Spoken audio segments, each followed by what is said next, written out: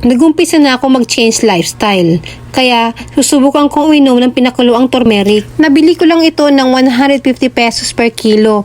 Kaya 2 kilo na ang binili ko. Tuwang-tuwa naman ako kasi sobrang fresh na mga turmeric na to. Yung iba, hinihiwa-hiwa muna nila ang mga ito. Pero ako, mas trip kong dikdikin para lumabas agad ang katas. Maraming benepisyo ang pag-inom ng turmeric.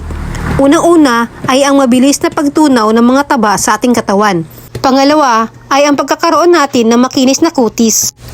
Nakakatulong rin ito sa pagpapababa ng blood pressure. Saktong-sakto ang pag-inom ko nito kasi meron na akong iniinom na gamot para sa maintenance ko sa blood pressure. Mabuti na lang nalaman ko ang mga benefits ng turmeric. Ay salamat, tapos na rin ako sa pagdidikdik. Sobrang ingat ko rin na hindi mahawakan ang mga turmeric na to. Ang lakas nito magpamantsa ng kamay. Ayan, ilalagay ko na ang dinigdik ko ng mga turmeric dito sa aking takore gamit ang spatula. Tansya-tansya lang ang nilagay kong tubig. Depende sa dami ng turmeric na inilagay ko.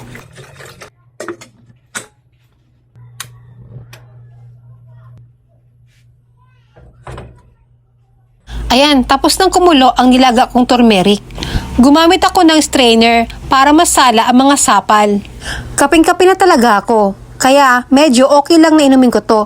Nasanay kasi ako uminom ng kape up to 5 cups a day. First time kong uminom ng nilagang turmeric kaya hindi ko pa alam kung ano ba talaga ang lasa nito. Naglagay lang ako ng 1 kutsarang brown sugar kasi pag hindi ko nilagyan, baka hindi ko kayang inumin to. Ito na yung aking turmeric tea.